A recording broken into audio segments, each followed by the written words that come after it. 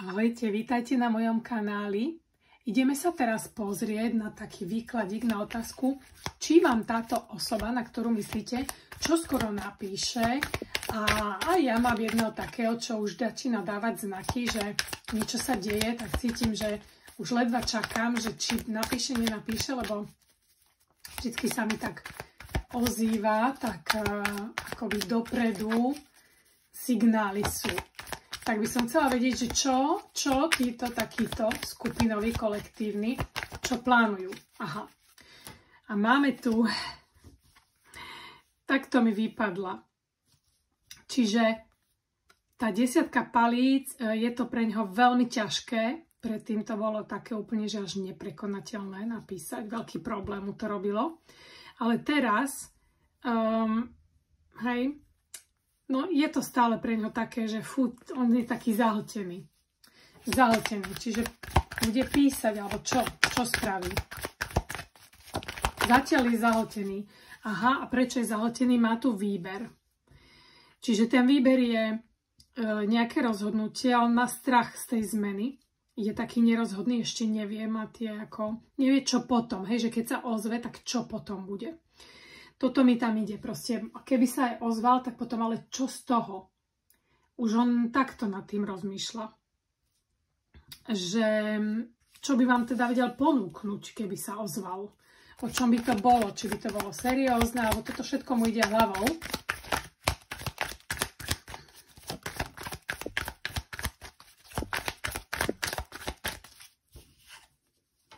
Je tu konflikt, no veľmi s tým bojuje. Naozaj si dáva argumenty pre a proti, stále v tej hlave proste argumentuje, mám do toho ísť, nemám to, teraz si hovorí, keď si povie, že mám, áno, lebo tento dôvod mám na to, mal by som to robiť a potom si zase nájde dôvod, prečo by to nemal urobiť a tak tomu to v tom, ako to ego mu to tam v tej hlave úplne búši, má tam totálny chaos. Takže určite to nie je ľahké.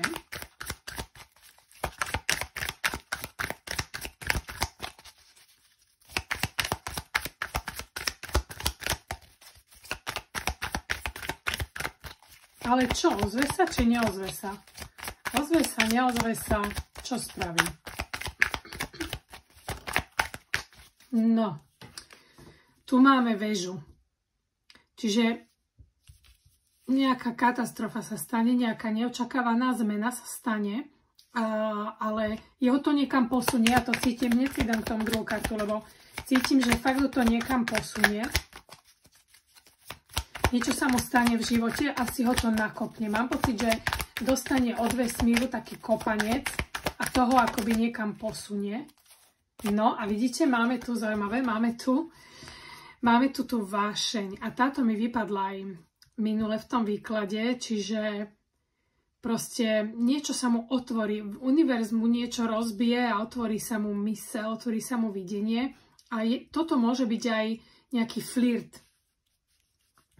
Môže tu byť akoby nejaké flirtovanie z jeho strany. Skúsi to asi tým spôsobom.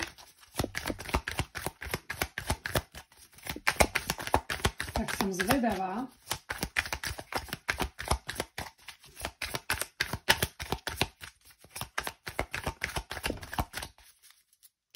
A bude sa snažiť spolupracovať.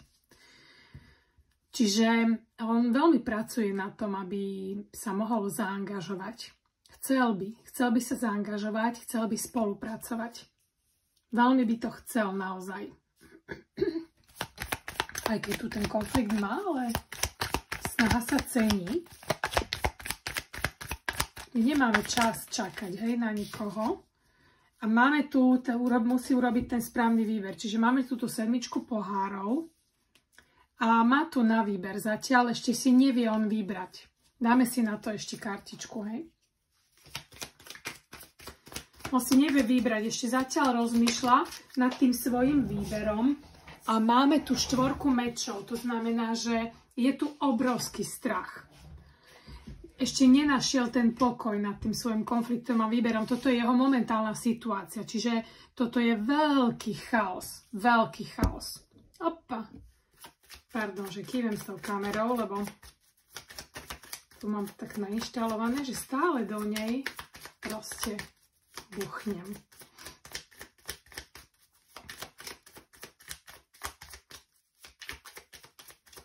A ideme na tretí riadok, lebo ešte stále sme v tom konflikte, no ale čo, kam sa to teda posunie? My chceme vedieť, kam sa to posunie. Zase, pozrite sa, tá dualita je tu v pozícii dvojka palíc, dvojka pentaklov, výber, stále je na tej ceste toho výberu, čiže veľmi sa snaží nájsť rovnováhu a bojuje s tým, pre a proti rozmýšľa stále. Balancuje, mám, nemám, dobre, toto bude super, keby som, ale čo keď náhodou. Takže zase ho to ťaží a máme tu veľkňažku, toto on použije veľmi svoju intuíciu, pôjde do svojej intuície. Ešte by som sa chcela opýtať, že prečo ho to ťaží? Zlomené srdce, chcela som na túto kartu. Toto je zlomené srdce, proste to je zranenie z rady, on sa cíti veľmi sám. A preto by chcel vás kontaktovať, a toto je úplne proste tá separácia minula, je on veľmi ešte smúti stále. A ešte poďme na tú dvojku palíc, na to raz ceste, doložme si tam, lebo veľmi zaujímavý výklad.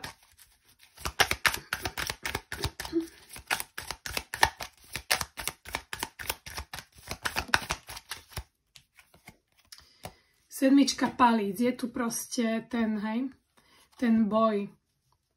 A on neprijal ešte to, že by proste zlyhal, ešte neprijal tú možnosť, respektíve nevliečil v sebe ten problém zlyhania, že OK, keď sa zlyham, nevadí, hej, ešte to nemá vyriešené. A preto on stále s tým bojom si myslí, že sa musí chrániť. Čiže on je stále v tej obrannej pozícii. A tá obranná pozícia to je jeho múr, jeho ochrana, takže chápem, je to človek, ktorý je veľmi zraniteľný a toto ide z detstva, vidím tu detstvo veľmi krehké a on akoby nikomu ani nevyjadril ešte tie svoje city nikdy. Všetko si tak drží vo vnútri. Zranenie s matkou tu vidím veľké a bol také citlivé, proste chorlavé dieťa, on je taký krehký muž a nevie, že čo. A teraz má tam ten konflikt teda.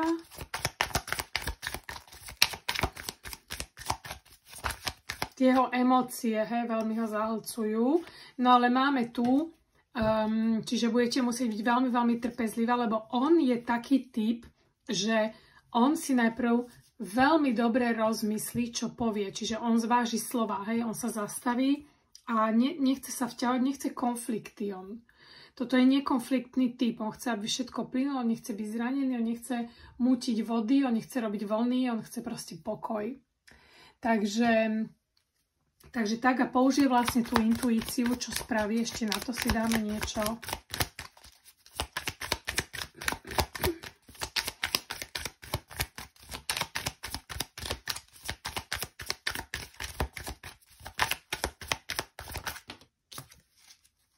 Mág.